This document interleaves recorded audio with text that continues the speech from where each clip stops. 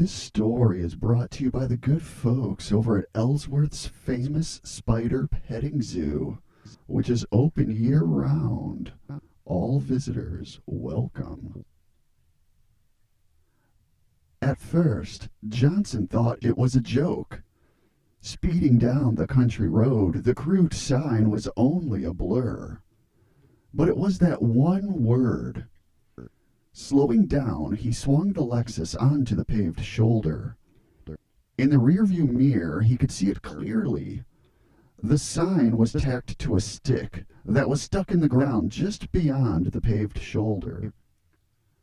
Shifting the powerful car into reverse, Johnson jammed the accelerator down. The tire squealed and loose gravel flew as he tore back up the road. Screeching to a halt, Johnson stared at the faded handwriting. Ellsworth's famous spider petting zoo. 5 miles. Next right. Spiders fascinated Johnson. One summer when he was 8, a large golden black spider had taken up residence underneath the shingles by the back door. Every morning, Johnson would gather up ants in a jar from a nest in the scrubby woods behind his house.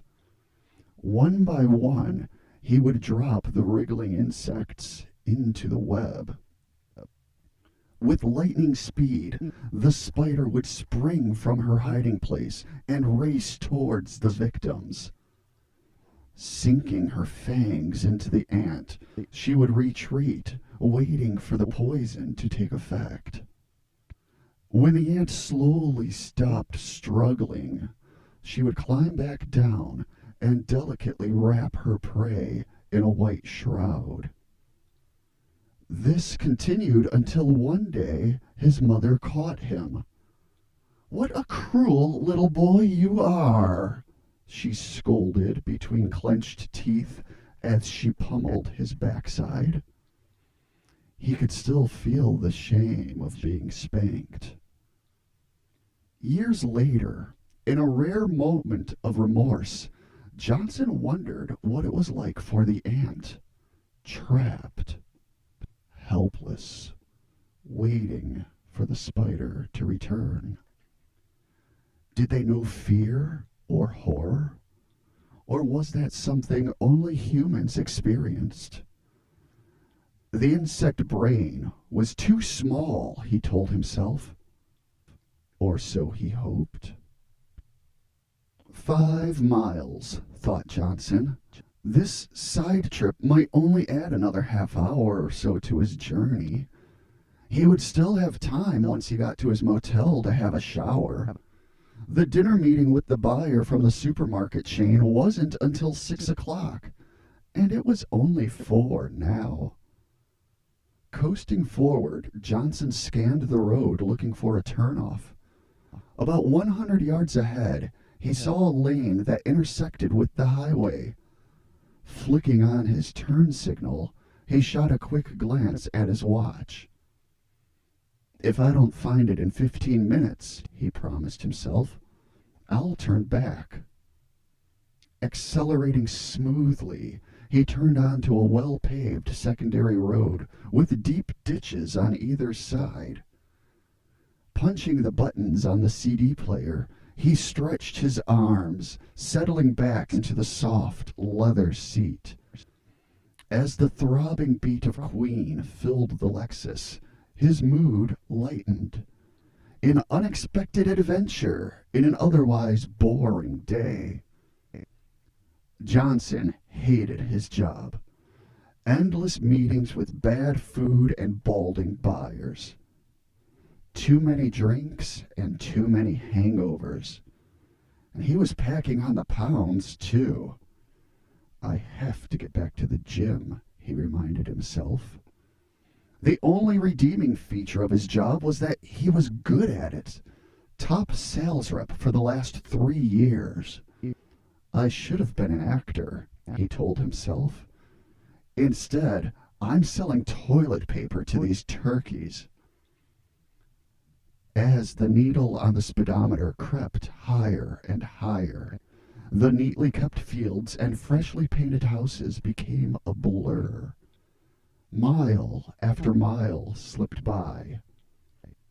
Johnson felt that he and the car had become one, soaring along like a hawk on a summer breeze. But his mood soon soured. The condition of the road deteriorated. Asphalt gave way to chip seal, which gave way to gravel, and finally ended up as dirt.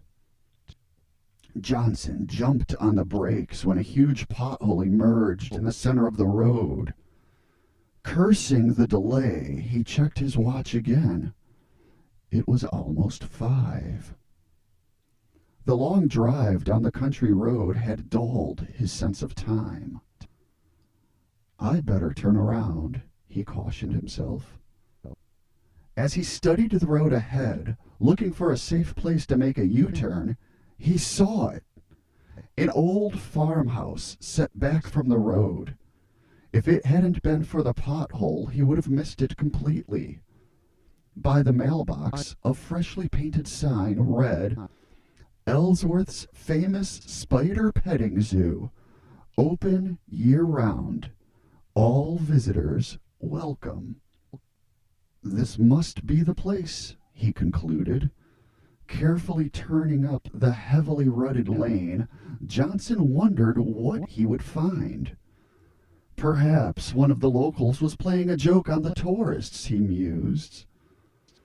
Tall grass slapped at the bottom of the car, and rusted barbed wire clung to rotted posts that ran alongside the lane. In the untilled fields, scrubby bushes had sprung up like mushrooms.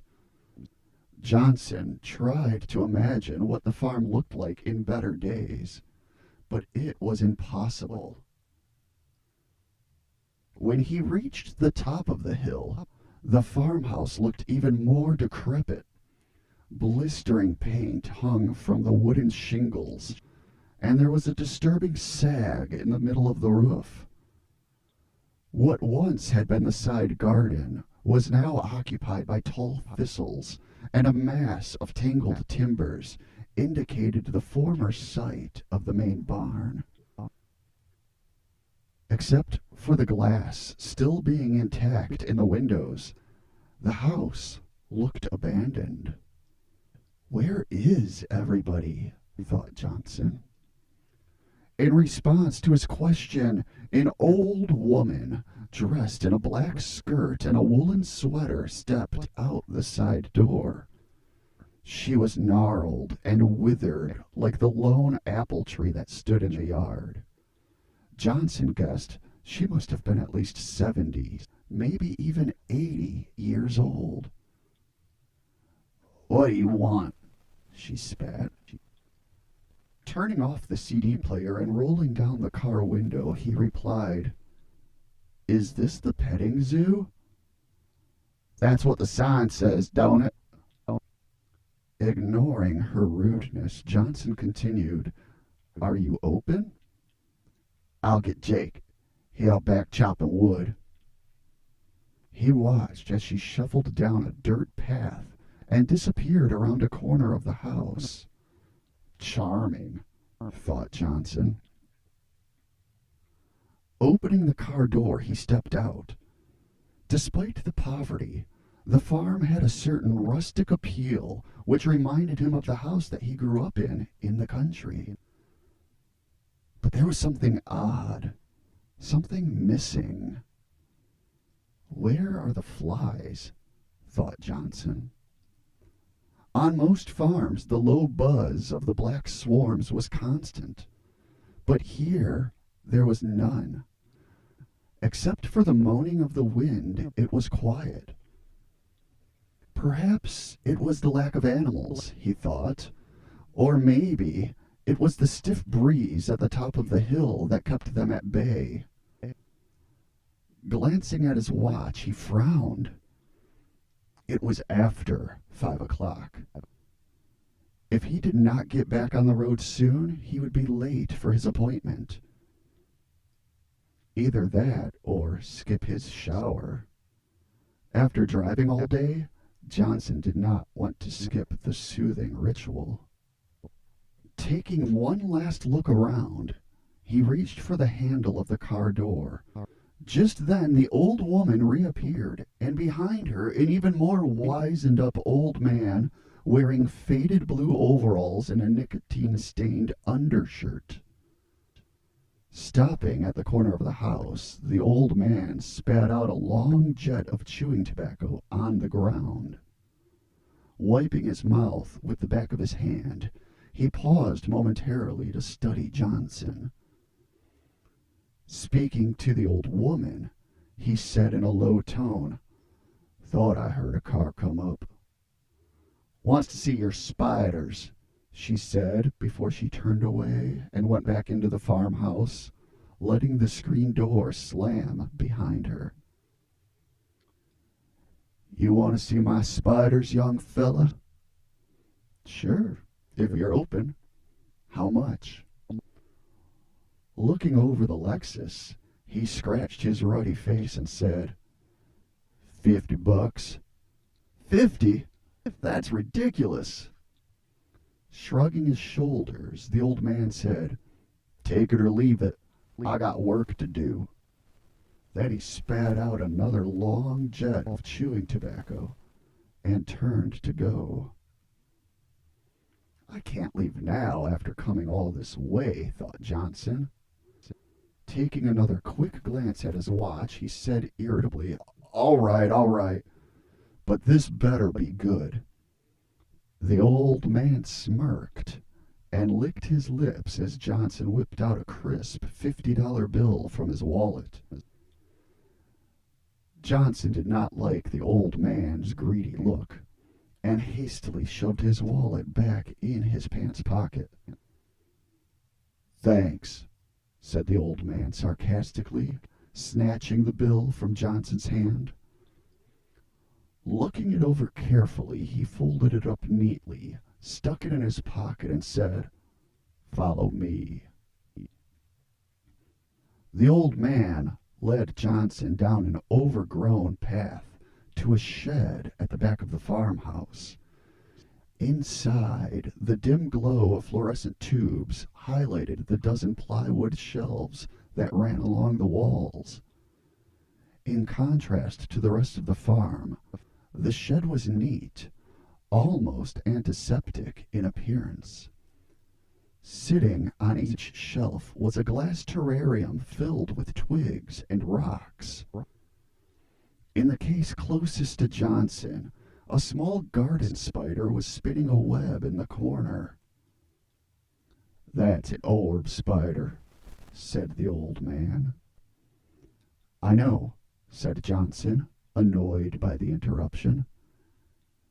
"You know spiders?"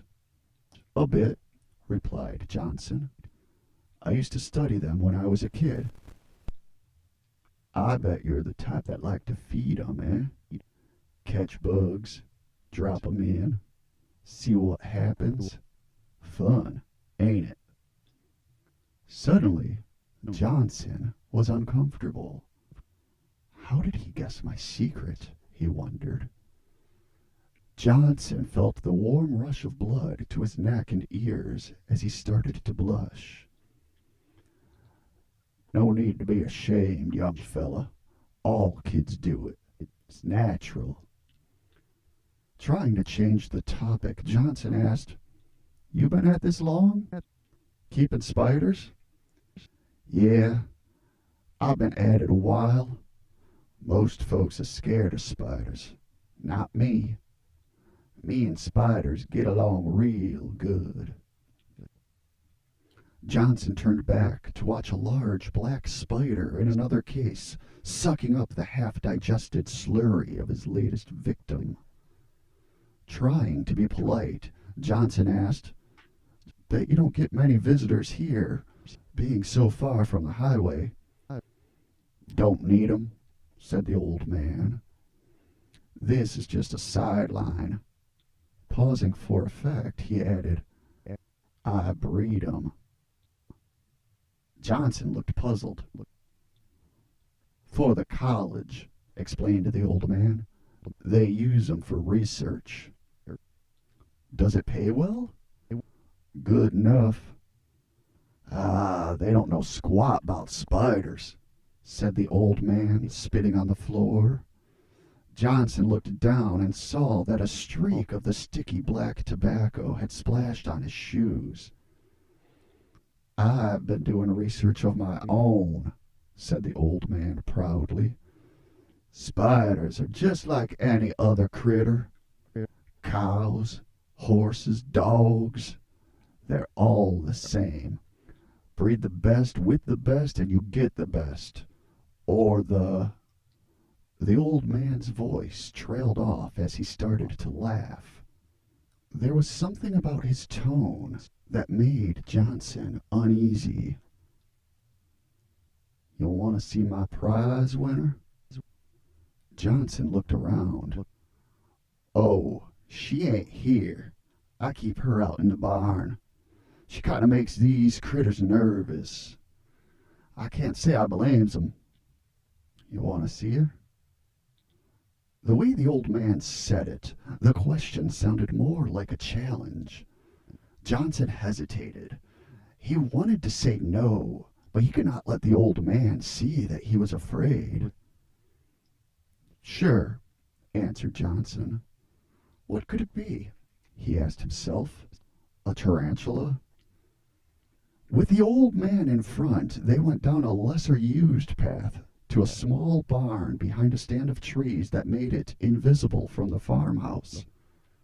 A shiny new lock on a rusted hasp yielded to the old man's key. I don't like kids messing with my stuff. The ancient wooden door swung open. Inside, it was pitch black.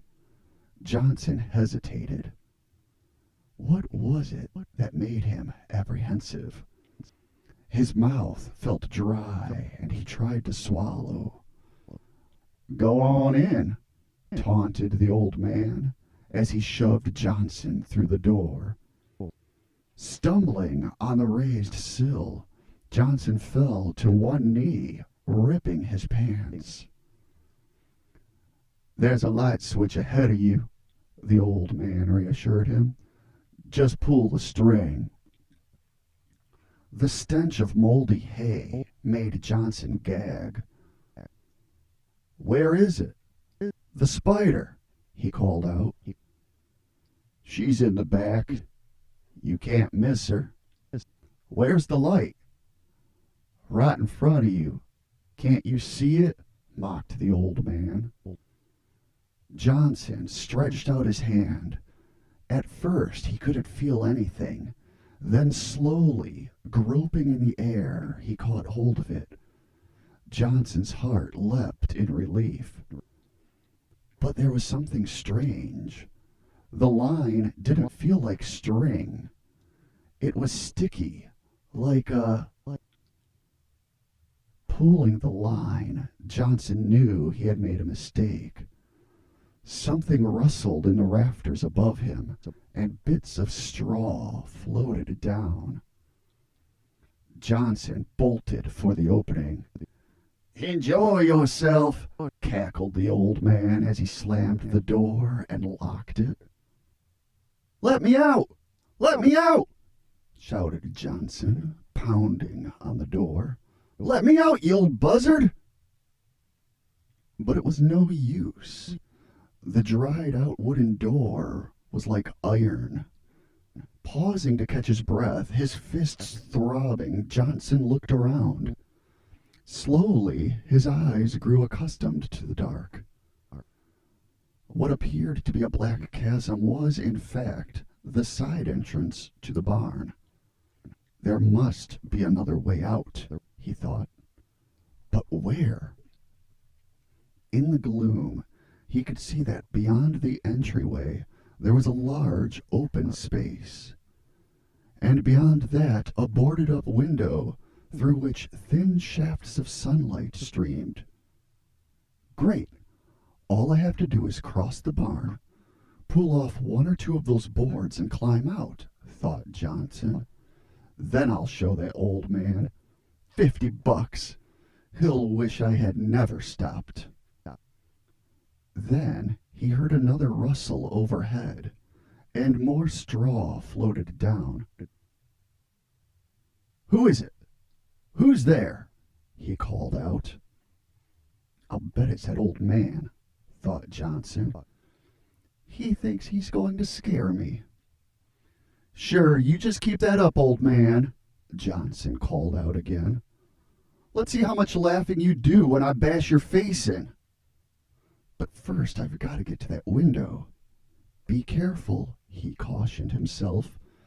"This barn must be full of junk. I don't want to fall down and get hurt." Despite the heat in the barn, he shivered.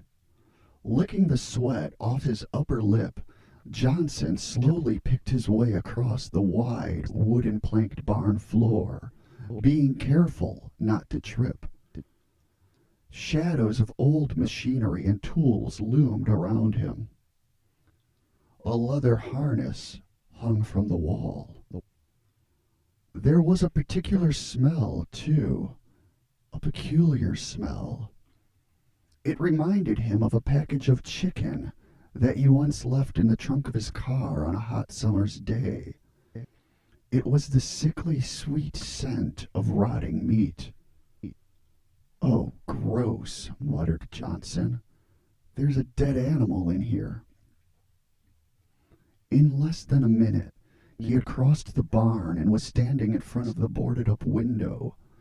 Blocking his exit were 3 boards nailed haphazardly into the frame. Either the old man was too weak or too lazy to drive them all the way in, concluded Johnson. "I can probably pull them off with my bare hands," he smiled triumphantly. The first board was half rotted and fell apart in his hands. Light streamed in as it came away from the frame. Then he shifted his attention to the second one, the board in the middle. If he could get this one off, he could easily climb out. But this board wouldn't be so easy. It was like the old door of the barn, dried out and tough as steel. Gripping the board with both hands, he began pulling. The nails squealed in protest, and the board started to move. "Only a little bit further," grunted Johnson. The thought of throttling the old man excited him. Just a bit further. Another half-inch. He could almost feel his fingers closing around the old man's scrawny neck, the eyes bulging, the tongue sticking out. Another half-inch. Then it stopped. Desperately, Johnson yanked at the board, but it was no use. It would not yield. "I need more leverage," he said to himself. Balancing on one foot, he braced his other against the window frame and started pulling again. The muscles in his forearms and back bulged as he strained against the board. Sweat rolled down his forehead and into his eyes. "Come on," he pleaded with the wood. "Come on." In his frustration, Johnson did not hear the soft tap, tap, tap on the floor behind him. Tap, tap, tap. Like a blind man with his cane. Tap, tap, tap. Then it was too late. It struck. The force of the attack rammed him face first up against the wall, knocking the wind out of him. Warm blood trickled from his nose and ran down his cheek. What was that? Turning around slowly, he could see in the light from the window his attacker. It was crouched inside an empty stall along the opposite wall. The legs tensed, ready to spring. It was a spider. No doubt one of the old man's experiments. But this was no ordinary spider. It was huge, about the size of a pit bull, with legs that extended out 3 or 4 feet on either side. Its eyes stared coldly at him. Johnson did a quick tally of his injuries. Except for his bloody nose, he was unharmed. Perhaps the large size of the creature made it difficult for it to mount an attack, he conjectured. Possibly it did not even recognize him as prey. Spiders normally eat moths and insects, he reminded himself, not human beings. When he was a kid, Johnson liked to throw twigs into a web just to see the spider's reaction. Invariably, after pouncing on the object, the spider would pluck it out of the web, turn it over and drop it on the ground. Johnson hoped this spider would show the same lack of interest. From its vantage point at the other end of the barn, the creature seemed puzzled, unsure of itself. Spiders are cautious, he told himself. It's waiting for me to make the next move. Although every fiber in his body screamed run, his brain told him to stay still. The spider was too big and too fast to outrun. I need a weapon, he told himself. Quickly looking about, he saw the rotten board from the window lying at his feet. It was about 2 feet long with a jagged point at one end. It'll have to do. Slowly, he bent down to pick it up. The spider crouched low, like a sprinter, ready to strike again. Johnson froze, his fingers only inches from the board. "Easy, girl," he whispered softly. "Easy." The spider relaxed, but not completely. Deliberately, it began to move forward. Tap, tap, tap. Johnson was amazed by the creature's grace, like a ballerina tiptoeing in from the darkened wings of a theater. It was a marvel of beauty and design. The body, covered by fine gray hair, had the look of velvet, while the 8 legs that extended from the thorax provided speed and balance. As it approached Johnson, the spider carefully extended one foreleg towards him. Johnson quickly knocked it away with his hand. The creature stopped and cocked its plate-sized head to one side. The 8 eyes looked like black fists. Then the leg came forward again. At the tip, Johnson could see the spike-like claw for catching prey. It touched his left shoulder. Through his jacket, he could feel the sharp point digging into his skin. Johnson winced and stepped backwards into the wall, but there was no place to go. Slowly, the other foreleg came forward. Johnson recoiled, trying to ward off the attack with his free arm, but the creature was too strong. It brushed his arm aside as if it was a piece of lint, and planted a second claw onto his other shoulder. Johnson cried out, "Help! Help!" Then the spider reared up on its hind legs, forcing Johnson to his knees. For a brief moment, he and the creature looked into each other's eyes. It was almost like love. Then he saw the 6-inch fangs that extended from the head. Drops of venom gleamed in the half-light. He watched in fascination as the cruel daggers arched high over him. Then he screamed as they plunged deeply into his chest. Instantly, white-hot pain ripped through his body. Then it was gone. The spider had retreated back into the stall.